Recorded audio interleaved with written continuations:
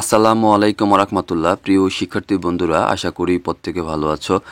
আজকের ভিডিওতে আলোচনা করব নবম দশম শ্রেণীর গণিত বইয়ের সেট ও ফাংশন এই অধ্যায় থেকে দাখিল পরীক্ষা 2019 সালে যে সৃজনশীল সমস্যাটি এসেছিল সেটি নিয়ে।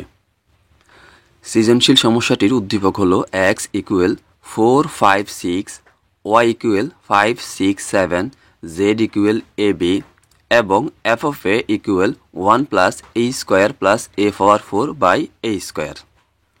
ক পাওয়ার অফ x নির্ণয় করো। তাহলে x সেট থেকে পাওয়ার অফ x নির্ণয় করতে হবে। সমাধান দেওয়া আছে x ইকুয়াল 4, 5, 6। এখন আমরা x সেট থেকে পাওয়ার অফ x নির্ণয় করব।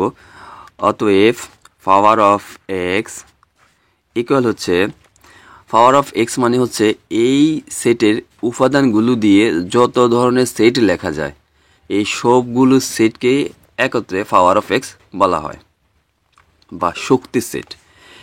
এই x সেটের উপাদানগুলো দিয়ে যত ধরনের সেট লেখা যায় সবগুলোকে একত্রে x এর শক্তি সেট বলা হয়।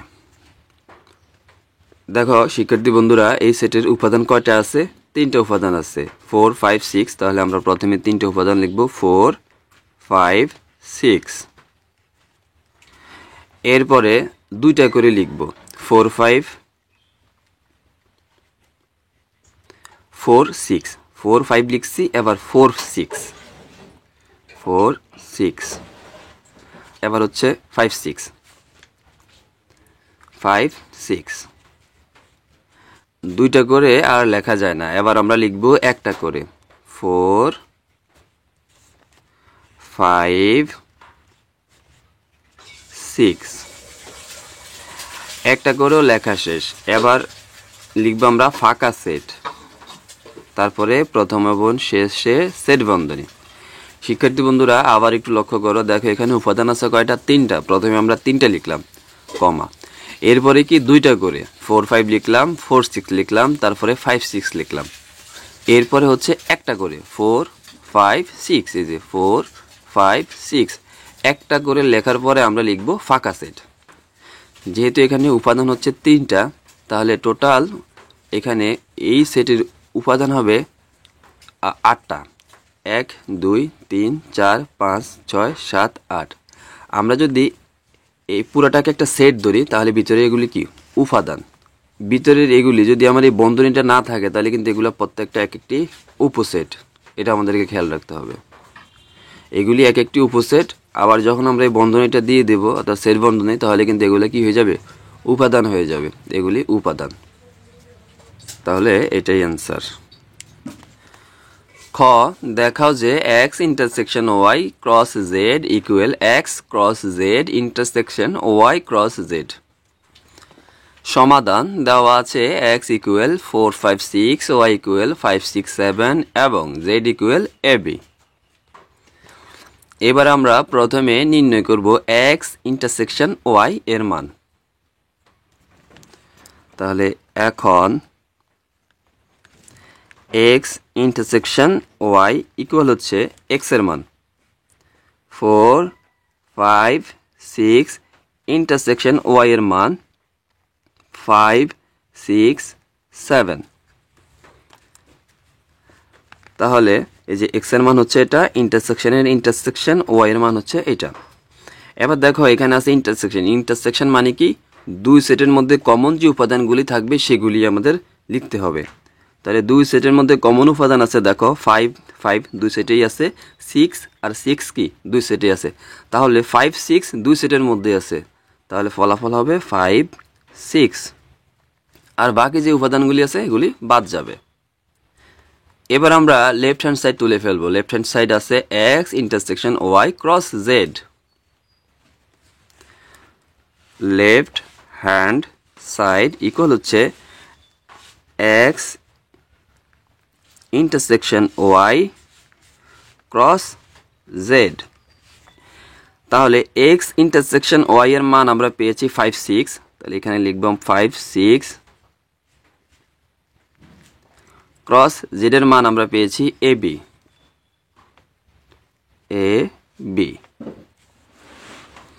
তাহলে এক্স ইন্টারসেকশন ওয়াই এর মান পেয়েছি 5 6, এই যে ক্রসের ক্রস জেড এর মান আছে কত এবি, এই যে এবি ইকুয়াল।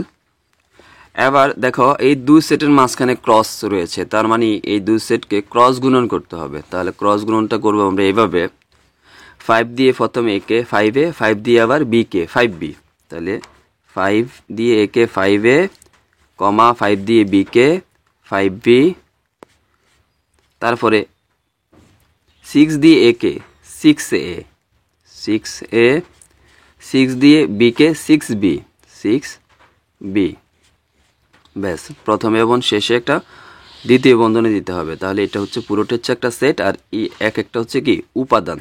তবে এই উপাদানগুলোর মধ্যে এই উপাদানগুলোকে অবশ্যই প্রথম বন্ধনীর মধ্যে রাখতে হবে। মনে রাখবা শিক্ষার্থী বন্ধুরা, ক্রস গুণনের সময় আমরা যখন ক্রস গুণন করব তখন যে উপাদানগুলি পাবো, গুণনের ফলে যে উপাদানগুলি পাবো সেগুলো অবশ্যই প্রথম বন্ধনীর মধ্যে আমরা রাখবো, এই যে প্রথম বন্ধনী। এবং কমা ব্যবহার করব। তোমরা অনেকেই ফুল স্টপ ব্যবহার করো, অনেকে কমা ব্যবহার করো না, তবে অবশ্যই কমা ব্যবহার করতে হবে। একটা প্রশ্ন থাকতে পারে যে এইখানে আমরা প্রথম বন্ধনী ব্যবহার না করে দ্বিতীয় বন্ধনী ব্যবহার করলাম, আবার হোল দ্বিতীয় বন্ধনী দিলাম। এখানে আছে কি এগুলো প্রত্যেকটা কিন্তু এক একটা উপসেট, যার কারণে আমরা প্রত্যেকটা কি করলাম দ্বিতীয় বন্ধনীর মধ্যে রাখলাম, সেট বন্ধনীর মধ্যে রাখলাম। এগুলি কিন্তু প্রত্যেকটা এক একটি উপসেট। এবার আমরা নির্ণয় করব এক্স ক্রস জেড এর মান, এবং এক্স ক্রস জেড, এটা হচ্ছে ক্রস, এটা হচ্ছে এক্স। তাহলে দেখো এক্স এর মান দেওয়া আছে 4 5 6, আর জেড এর মান দেওয়া আছে এবি। তাহলে এক্স এর মান হচ্ছে 4 5 6, ক্রস জেড এর মান হচ্ছে কি এবি এবি ইকুয়াল। এখানে ক্রস গুণন, তাহলে 4 দিয়ে এ কে গুণ 4a, 4 দিয়ে বি কে গুণ 4b, 5 দিয়ে এ কে গুণ 5a, 5 দিয়ে বি কে গুণ 5b, 6 দিয়ে এ কে গুণ 6a, আবার 6 দিয়ে বি কে গুণ 6b, তারপরে দ্বিতীয় বন্ধনী, অর্থাৎ পুরোটা একটা সেটের মধ্যে ফেলে দিতে হবে। আবার দেখো গুণটা আমি কিভাবে করেছি, 4 দিয়ে এ কে গুণ 4a, 4 দিয়ে আবার বি কে গুণ 4b, 5 দিয়ে এ কে গুণ 5a, 5 দিয়ে বি কে গুণ 5b, 6 দিয়ে এ কে গুণ 6a, 6 দিয়ে বি কে গুণ 6b, ব্যাস। এবার আমরা y ক্রস জেড এর মান নির্ণয় করব। y ক্রস জেড, তাহলে y এর মান কত? দেখো y এর মান আছে 5 6 7, জেড এর মান আছে ab। 5 6 7 ক্রস জেড এর মান কত?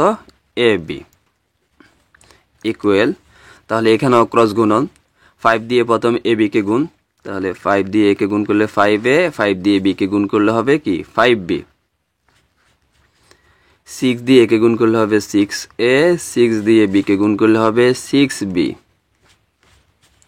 7 দিয়ে a কে গুণ করলে হবে 7a, 7 দিয়ে আবার b কে গুণ করলে হবে 7b।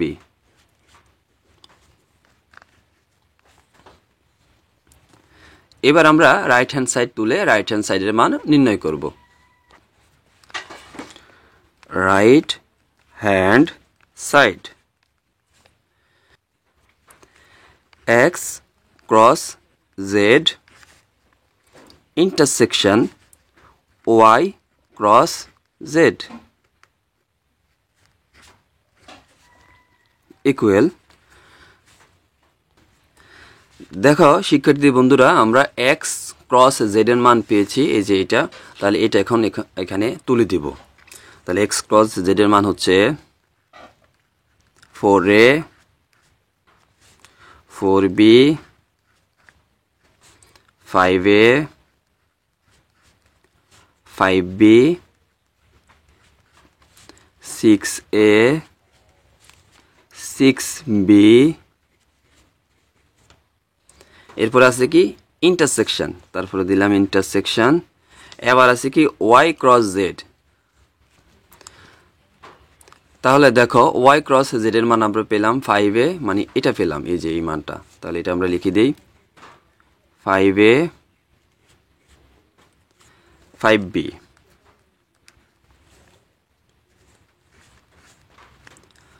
সিক্স এ 6b, 7a 7b। ব্যাস।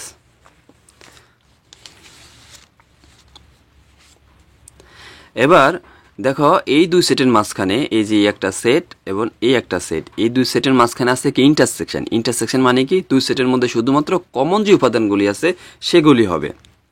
তাহলে কমন উপাদান আছে কি কি দেখো, 4a এই সেটে আছে, এই সেটে কিন্তু নাই। 4b এই সেটে আছে, এই সেটে নাই। 5a দেখো এখানে আছে, আবার এখানেও কি আছে, তাহলে 5a লিখব। 5b এই যে এই সেটে আছে, আবার এই সেটেও আছে, 5b লিখব। 6a এই সেটে আছে, আবার এই সেটেও কি আছে, 6a লিখব। 6b এই সেটে আছে, আবার এই সেটেও আছে, 6bও লিখব। অর্থাৎ যেই উপাদানগুলি দুই সেটের মধ্যেই আছে সেই উপাদানগুলি আমরা লিখব। তাহলে সেই উপাদানগুলি আমরা লিখলাম। তাহলে আমরা রাইট হ্যান্ড সাইডের মান পেলাম 5a 5b 6a 6b। আবার দেখো আমরা লেফট হ্যান্ড সাইডের মানও পেলাম কি 5a 5b 6a 6b, তার মানে দুইটা মানই মিলে গেছে। অতএব আমরা লিখতে পারি x intersection y cross z equal x cross z intersection y cross z দেখানো হলো বা শোড, SHOWED শোড। ব্যাস। গ প্রমাণ করো যে f of 1/a square equal হচ্ছে f অফ a স্কোয়ার। তাহলে f অফ এই যে এখানে দেওয়া আছে f of a equal 1 plus a square plus a power 4/a square. এই উদ্দীপক দিয়েই আমাদেরকে গ এটা প্রমাণ করতে হবে। সমাধান দেওয়া আছে f অফ a ইকুয়াল হচ্ছে 1 plus a square plus a power 4/a square. তাহলে প্রশ্নে দেখো বলা হয়েছে প্রমাণ করো যে f অফ 1/a স্কোয়ার। তাহলে আমরা a এর স্থলে লিখে দিব 1/a স্কোয়ার। তাহলে আমরা f অফ 1/a স্কোয়ারের মান পেয়ে যাব। অতএব f of 1/a square equal 1 plus এর স্থলে হবে 1/a স্কোয়ার 1/a স্কোয়ার। তাহলে এখানে আবার আলাদা স্কোয়ার আছে, দিলাম হোল স্কোয়ার, প্লাস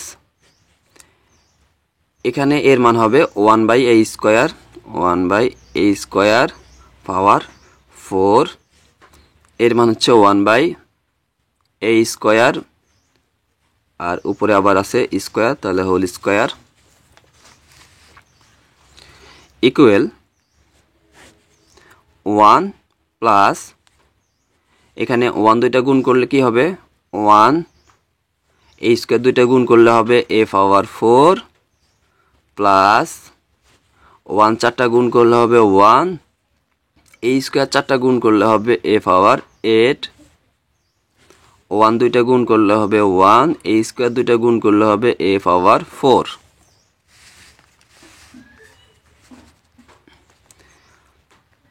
ইকুয়াল এখানে আমরা এই যোগের কাজটা করব। তাহলে হরগুলোর লসাগু লিখতে হবে। হরগুলোর লসাগু হলো a পাওয়ার 8, যেহেতু হর আছে a পাওয়ার 4 আর a পাওয়ার 8, এবং a পাওয়ার 4 দিয়ে a পাওয়ার 8 বিভাজ্য, তাহলে a পাওয়ার 8ই হবে কি লসাগু। 1 এর নিচে কত আছে 1 দিয়ে a পাওয়ার 8 কে ভাগ করলে কি হবে a পাওয়ার 8 হবে।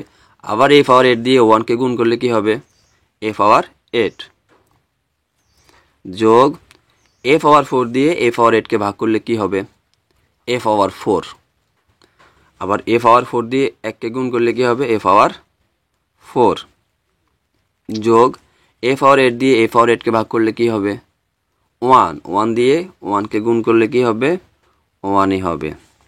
নিচে আছে 1/a⁴।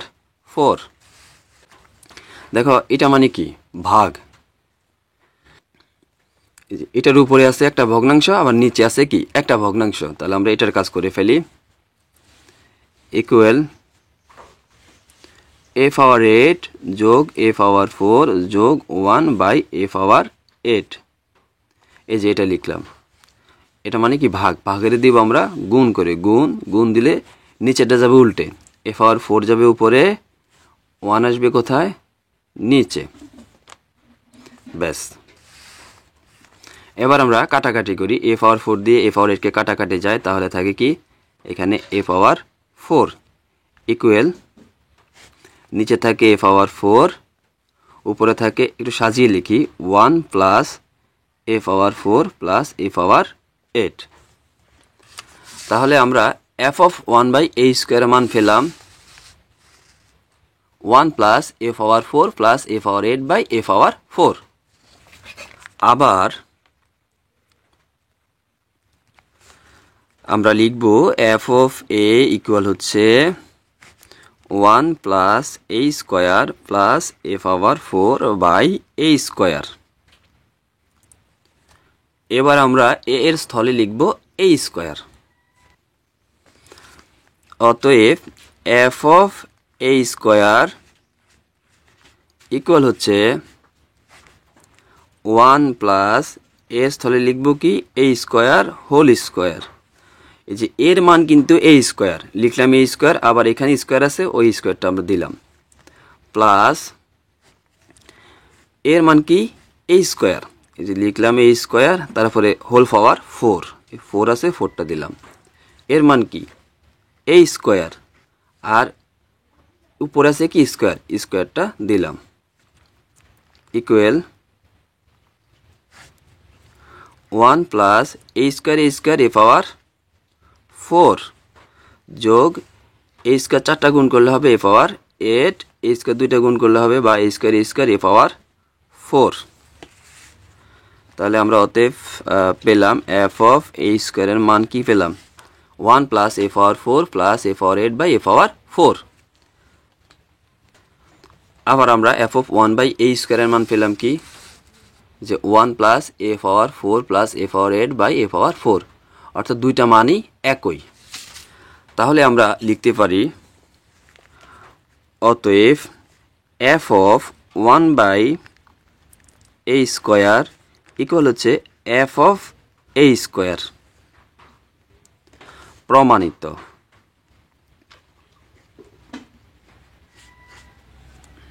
শিক্ষার্থী বন্ধুরা, আশা করি আজকের সমস্যাটি সমাধান করার নিয়ম তোমরা বুঝতে পেরেছ। তোমরা যদি নিয়মিত প্র্যাকটিস না করো তাহলে এগুলি মনে থাকবে না, তোমাদের অবশ্যই নিয়মিত অনুশীলন করতে হবে। তাহলে আর দেরি নয়, কাগজ কলম নিয়ে বসে যাও এবং সমস্যাটি সমাধান করে ফেলো। যদি ভিডিওটি তোমাদের উপকারে আসে, ভিডিওটিতে একটি লাইক দিবে, চ্যানেলটি সাবস্ক্রাইব করবে। তোমাদের প্রত্যেকের সুস্বাস্থ্য এবং দীর্ঘায়ু কামনা করে বিদায় নিচ্ছি। আসসালামু আলাইকুম ওয়া রাহমাতুল্লাহ।